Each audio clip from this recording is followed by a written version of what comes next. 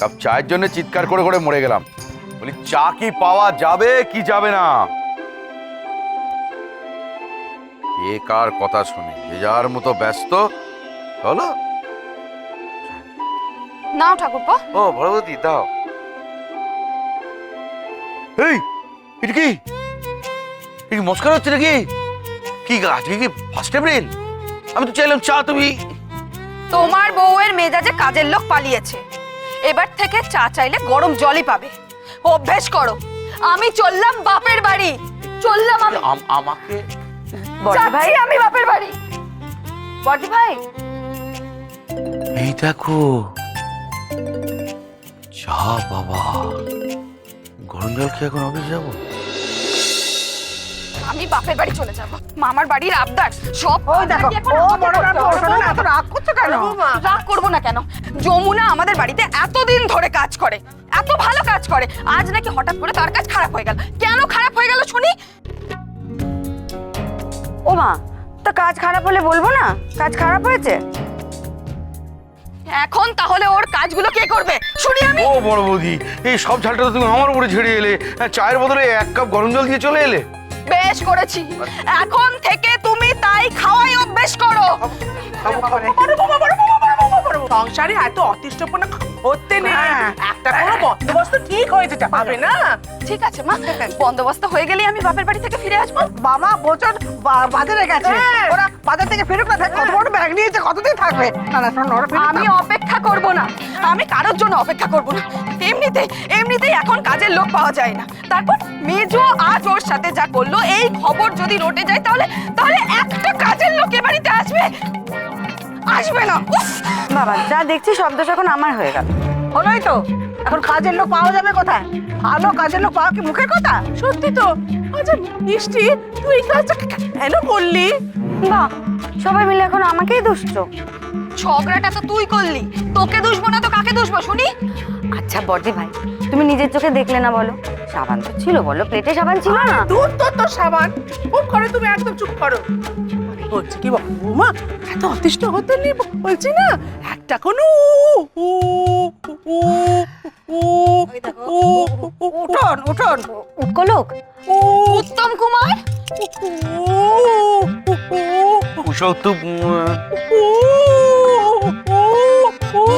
পায় দেখলি? আমি বলছি কি বড় বৌমা, একটা কোনো উপায় হবে। বেশ, আমি উপায় বার করছি মা। হ্যাঁ মেজো ওকে তাড়িয়েছে তো, হ্যাঁ। মেজো যাবে ওকে ধরে নিয়ে আসতে। হ্যাঁ, দরকার পড়লে মেজোর বাড়ি যাবে, হাতে পায়ে ধরবে, যেভাবে হোক ওকে ধরে নিয়ে আসবে। মনে থাকে যেন, এ বেলাটাই সময়। ও বেলা আমি সোজা বাপের বাড়ি। সত্যি? এই দেখো, হ্যাঁ মেজো বৌমা যাবে কাজের লোকের বাড়িতে? যাবো। হ্যাঁ? না মানে তোমাদের জগৎ দেখছি অন্ধকার, ওকে ছাড়া তা কি করবো অগত্যা। আমি যাব, হাতে পায়ে ধরবো, সেধে নিয়ে আসবো। আমিও যাব, দাঁড়াও।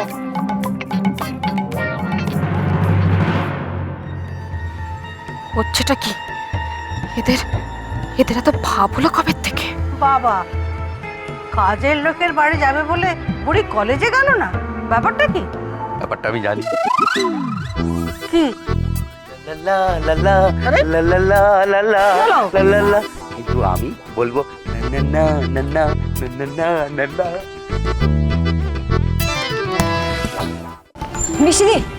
মিষ্টিদি, তুমি? আমি জানি তুমি কেন বস্তিতে যাচ্ছ, প্রদীপ মান্ডার খবর নিতে, তাই তো? হ্যাঁ, কিন্তু ওরা যা গরিব, পোস্টমর্টমের পর বডি ছাড়াতে পারলো কিনা এখনো তাই ভাবছি। চলো দেখি। এই সেই বাড়ি, আপনারা দেখতেই পাচ্ছেন আমার পেছনে। এখানেই থাকতো প্রদীপ। প্রদীপের বাড়িতে আছে তার মা ও বোন। দেখে নিন উনি কি বলতে চান। প্লিজ আপনার ছেলে মারা গেছে, কিছু বলুন, বলুন কিছু। এখন উনি খুব শোকা হতো, তাই উনি কিছু বলতে পারছেন না। কিন্তু দেখি ওনার বোন কাছে আছে, ওনার বোন কি বলেন। কোনো সাধারণ মৃত্যু নয়, এর ভিতরে নিশ্চয়ই কোনো গন্ডগোল আছে। তাই মনে হয়। উনিও কিছু বলতে পারছেন না। আপনি কিছু বলুন প্লিজ, আমাদের জানতে হবে, সবাইকে জানাতে হবে, প্লিজ বলুন। এই মৃত্যু কি আপনার স্বাভাবিক বলে মনে হয়? কাউকে কি সন্দেহ করছেন? আপনার কি মনে হয় আপনার ছেলে কি আত্মহত্যা করেছে নাকি এটা হত্যা? মিষ্টিদি, আজ আর মনে হচ্ছে না ওদের সাথে কথা বলা যাবে। চলো আমরা চলে যাই এখন। আপনি কি ভাবতে পেরেছিলেন আপনার ছেলে এই পরিণত হবে? আপনার ছেলে আর নেই, এখন আপনার কেমন লাগছে? মিষ্টিদি, থামুন, থামুন আপনারা। কি বলছেন কি সব? একজন মা তার সন্তানকে হারিয়েছে, তাকে জিজ্ঞেস করছেন কেমন লাগছে তার। আপনারা কি মানুষ? কেমন লাগতে পারে ওনার? সন্তান হারানোর পর একজন মায়ের কেমন লাগতে পারে বলুন? মিষ্টিদি চুপ করো না বুড়ি। মিষ্টিদি চল চলে যাই, এদের কাউকে বলতে হবে। কি মনে করেছে এরা এটা সাংবাদিকতা? সরুন, সরে যান এখান থেকে।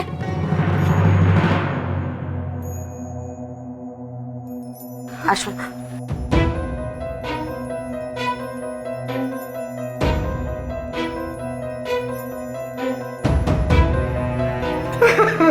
আসুন, আসুন, বসুন আস্তে আস্তে। সকাল থেকে খবরের লোকগুলো আমাকে করে জ্বালিয়ে মারছে। আমার ছেলেটা চলে গেল, আমি একটু কাঁদতেও পারছি না। চুপ করুন, শান্ত হন, শান্ত হন। খবরের জন্য একেবারে শকুনের মতো ছেড়ে খাচ্ছে আমাকে। জলটা খান। কিন্তু আপনারা তো তেমন করলেন না। আপনারা কারা? আমরা আমরা মানে আমরাও খবর নিতেই এসেছিলাম, কিন্তু আজ থাক, আরেকদিন আসবো না হয়। আসছি। দাঁড়ান, কি জানতে চান? আজ থাক না, যা জানার পরে জানবো খন। দেব, আমি সব প্রশ্নের উত্তর দেব। আমার ছেলেকে যারা পিটিয়ে মেরেছে তাদের যদি খুঁজে দিতে পারেন, আমি সব প্রশ্নের উত্তর দেব। আমার প্রদীপ, একটা ছেলে আমার, তাকে পিটিয়ে মেরে ফেললো গো। চুপ করো মা, চুপ কর। মা দয়াময়ের যদি ইচ্ছে হয় তাহলে আপনার ছেলের খুনিদের আমি ঠিক খুঁজে বের করব, কথা দিলাম। আমার অত হাসি খুশি দাদা, ওদের কি ক্ষতি করেছিল বলুন তো? ওরা আমার দাদার সাথে কেন এমন করলো? আমার দাদার সাথে কেন এমন করলো? তোমার দাদা কি কোনোভাবে ইদানিং খুব চিন্তায় ছিল কিছু নিয়ে? না, মোটেই না। আমার দাদা বাড়িতে ঢুকলে সবসময় আনন্দে মাতিয়ে রাখতো বাড়িটাকে। সব সময় ওই উল্লোড় করতো আমার দাদা, সব সময়। মা, ও মা, আরে জোনাকি, আরে তোমরা কোথায় মা?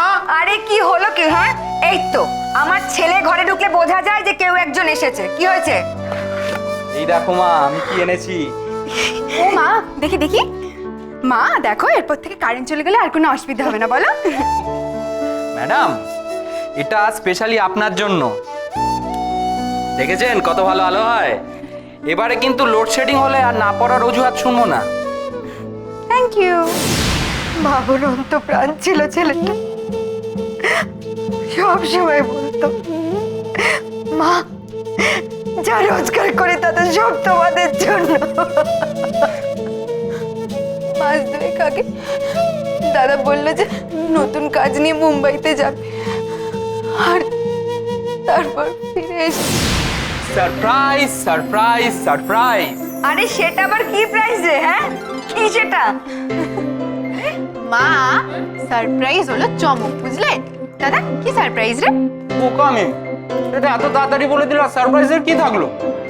মা, সারপ্রাইজটা দেখলে না তুমি খুব খুশি হবে, একদম চমকে উঠবে। কি চমক পাওয়ার ছিল, আর কি চমক পেলাম আমি।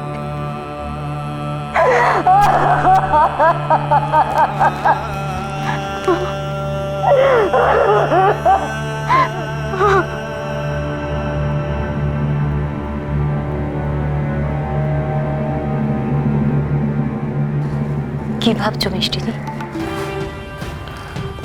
প্রদীপ কি সারপ্রাইজের কথা বলেছিল?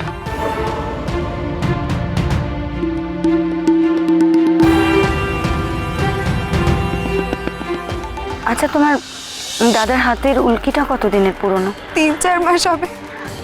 কেন যেরকম একটা সিংহ আঁকতে গেল হাতে? সে কথা তুমি তোমার দাদাকে জিজ্ঞেস করোনি? তোমাদের এখানে আসার দরকারটা কি ছিল? কেন এলে মেজ বৌদি? জয়কার